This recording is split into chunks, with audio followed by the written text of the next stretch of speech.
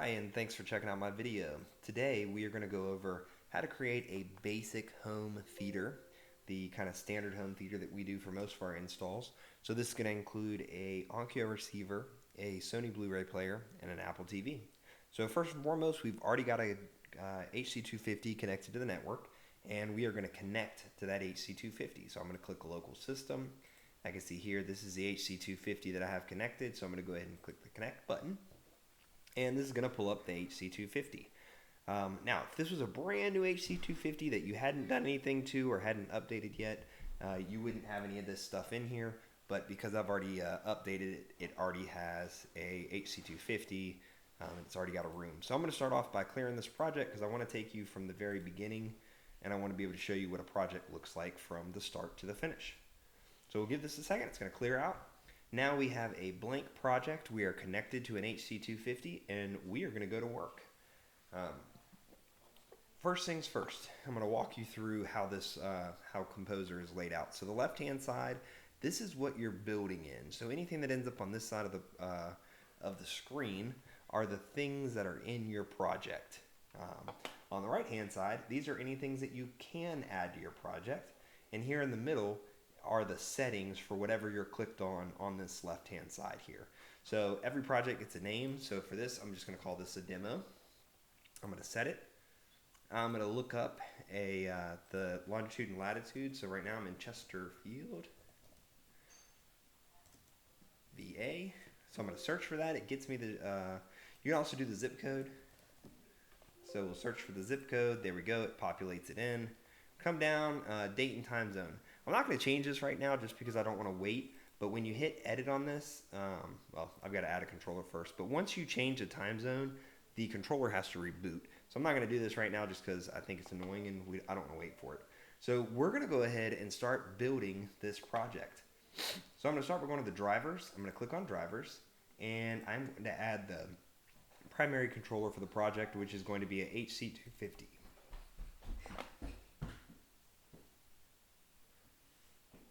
It's going to take a second. You can see now it's actually downloading the driver and adding it in.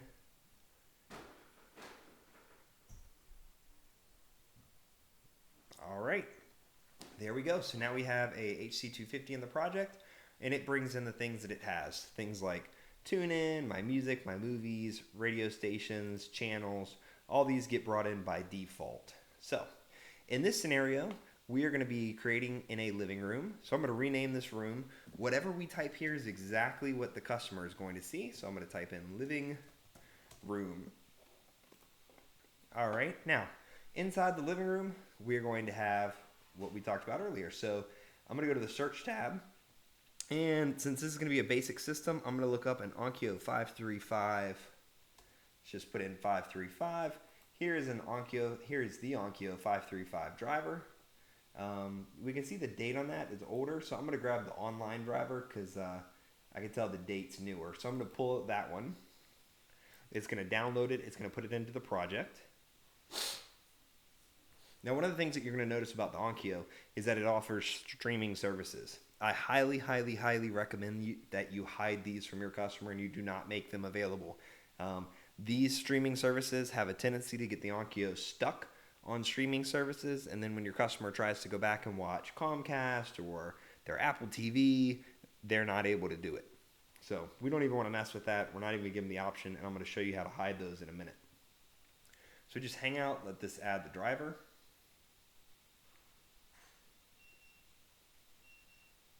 All right, there we go, coming in. Perfect. So if you hit the plus button, these are all the streaming services I was telling you about. We want to hide these because these are a pain in the butt and they will get your stuff messed up. So to hide those, I'm going to click on the living room. I'm going to go to the navigator. I'm going to go to watch. And I'm going to modify it. So these are all the things that the customer could watch. Well, guess what? Nothing in there is something that we would want our customer to be able to watch, right? So I'm just going to get rid of them.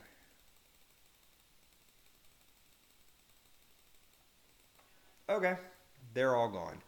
So now we don't have to worry about the customer accidentally clicking on one of those and watching it. Now we're going to listen, and we're going to do the same thing.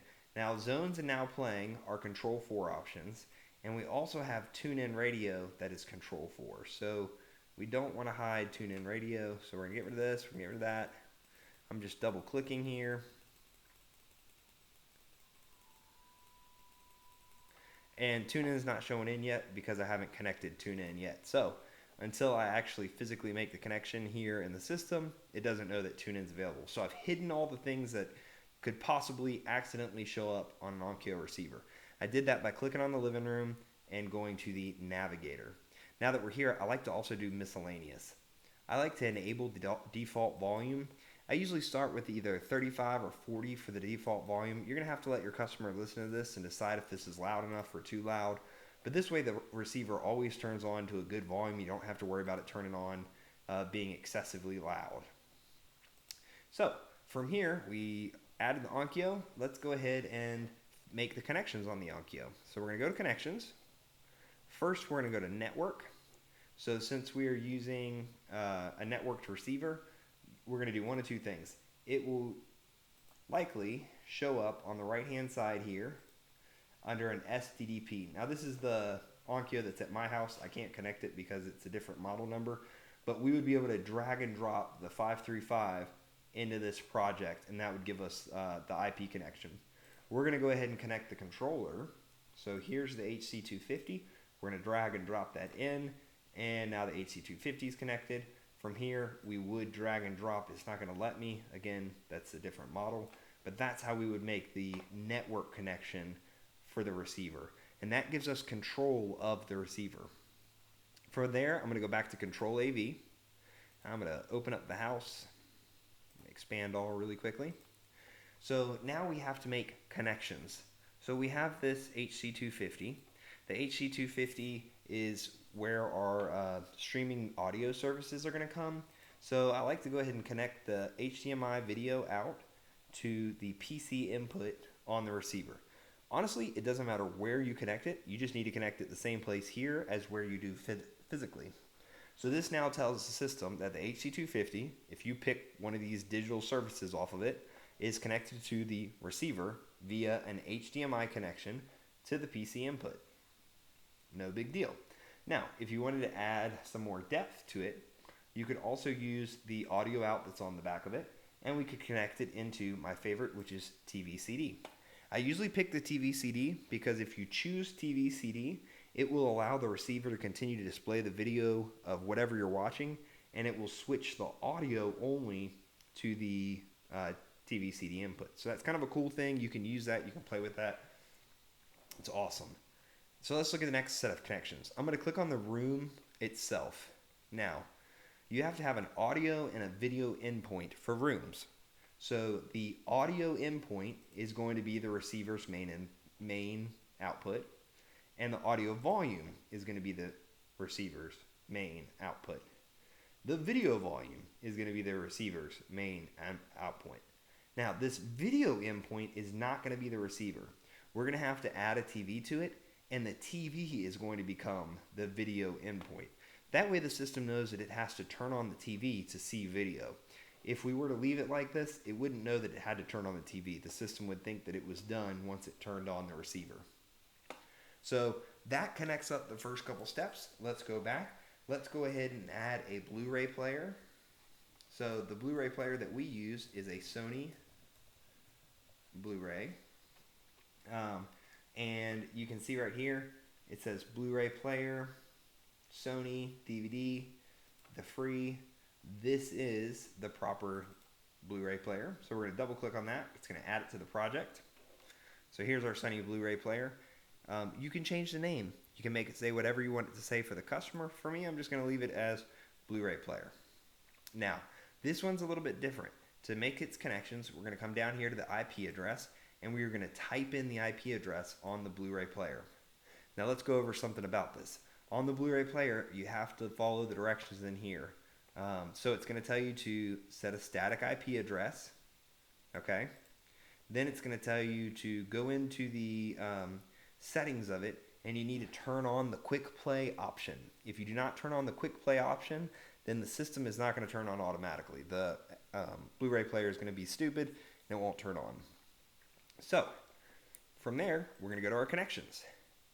we're going to find our Blu-ray player, and we're going to take an HDMI cable and connect it to the Blu-ray port, Blu-ray DVD of the receiver.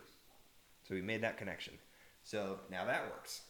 Let's go back to our system design. The next thing we're going to do is got to have an Apple TV. So let's put an Apple TV in here. And we're going to use the IP Apple TV driver. Double click him. He's going to jump into the project now.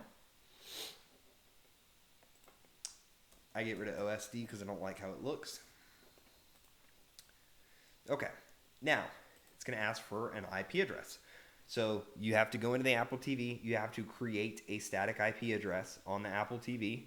And then you're going to type in that static address here. The next thing you see is this auto power rooms on. Hit select and pick the living room. So when the Apple TV comes on, so let's say that you AirPlay to it, it's automatically going to turn on the living room. So that's kind of a nice feature. That means that the customer never has to even touch anything. Under documentation, it's going to tell you what you have to do on the Apple TV to actually set it up. To do this, you have to go to the Apple TV settings, to the remotes, and pair a remote with the Apple TV. If you don't do this, your Apple TV isn't going to work. So the next thing we're going to do is we're going to click on the Apple TV, and we are going to connect an HDMI cable from the Apple TV to the receiver. All right, so now the Apple TV is connected to STB DVR on the receiver, and you're done. Let's go back. So now we've put in this project, we've put an Apple TV, a Blu-ray player, and a receiver. Now I'm just going to pick a random TV. Typically, you're going to have to actually make a driver for the TV. So we'll pick this IR TV that we have in here. Let's see what this is. So we add a TV. We're going to go to our connections. We're going to find our TV. We're going to use the HDMI, and we're going to connect it to the main output of the receiver. All right, the next thing that you'll notice is now under room control, the video selection is the living room TV. So let's go back up here. We'll click on living room. Now you'll see that the TV is the video endpoint. So we talked about this earlier. It can't be the receiver. It needs to be the TV so that it knows to turn the TV on and off. How's it going to turn the TV on and off? We're going to use IR. We're going to take an IR connection, and we're going to connect it to the back of the HC250 in port number 1. So now the TV is controlled by port number 1 on the HC250.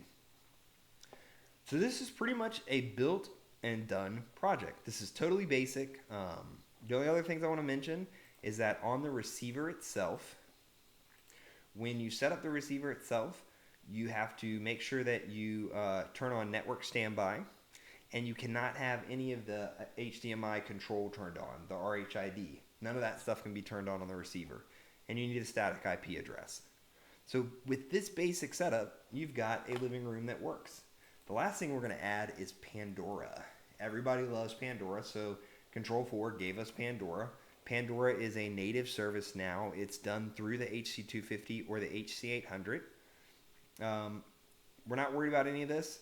Once you use Pandora on the customer system, they'll be able to select Pandora, and they're going to be prompted to put in their username and password from the system itself. So let's click back on the living room. I want to take a look at the navigator with you one more time. We're going to go to the watch option. Now you see that the customer can watch TV. Nope, nobody's ever going to just watch the TV, right? They're either going to be using the Apple or the Blu-ray. So let's hit OK. I just made the TV option go away. Let's go to listen.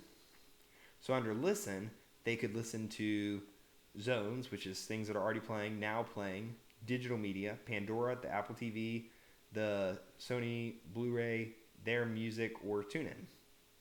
So that's a pretty good setup now. The last thing I want to look at is a cable box, because everybody always gets a cable box. So we're going to search for a Comcast X1. Here's a Comcast X1. I have an X5, an X1, an XG1. So for this scenario, we're going to pretend like they have the X5 Comcast. So we'll add that in. Now, I like to call this something more than just Comcast. or more than cable, I like to go ahead and put Comcast cable. This keeps me from getting mixed up. It used to be that anytime you added a cable box, you also got a little icon that said cable. So that was really, really confusing for programming. So here it says Comcast cable. We're going to go to our connections. We're going to pick the Comcast cable box. It's got an HDMI cable. We're going to connect that HDMI cable to the Onkyo receiver's cable. And of course we need IR control, so we're going to connect it to the second IR control on the back of the HC250. So now we have a cable box that works. Let's go back to our system design. Let's take a look at the living room, and let's take a look at our navigator and watch. So now the order of things are Apple TV, Sony Bluray, and then the cable box. Now let's say that you wanted the cable box to be first. We're going to modify this, and we can easily move the cable box to the top. So now that'll be the first thing that shows up in the list. The Apple will be second. The Sony Bluray will be the third. Hit the OK button. We have built this system. We're missing a remote, so let's go and add a remote under drivers. We can come down here and we'll see an SR260 remote. We're going to double click him. It's going to add the SR260 remote. Pretty easy. Now let's go to connections.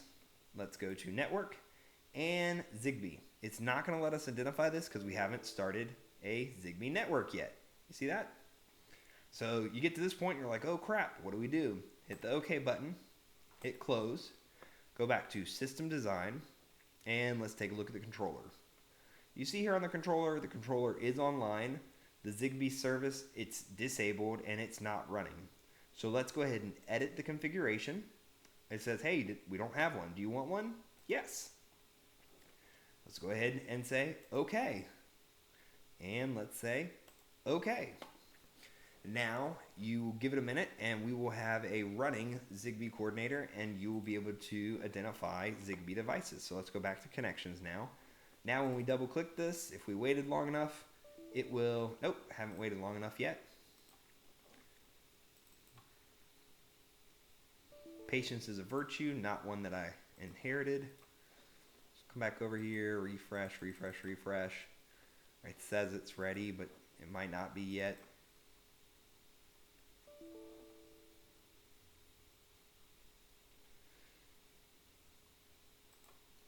It says it's been created but not running, so we're just going to have to keep waiting right here. Not yet.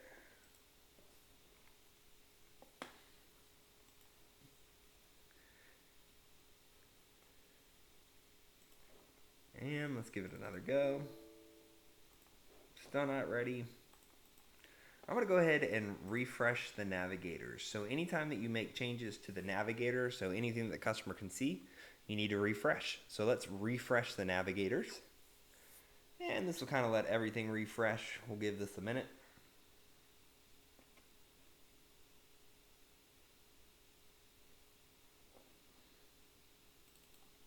Okay. So now we can identify the remote. So to do this, we're going to press the button, the 4 button on the remote 4 times, like everything in Control 4, and it will pop up in here and we can click close. So with that being done, you make the physical connections that we've made here and you have a living room that now works. This is just your basic intro to how to create a living room. We'll show you a little bit more stuff later on, but this gets you up and running. Last but not least, let's go back up in here to the home, all the way at the top. And you can come through here, you can change the time. If you don't change the time, they're gonna have the wrong time. And then you can go to info, put in the customer's name, their address, their phone number, their email, all of our dealer information, and then put in your notes for what you did today. That way you have a history. If anything ever goes wrong, you can come back and know what you did. So that's it for this video. Don't forget to back up programs before you leave. Back it up, save it with the date. And thanks for checking out my video.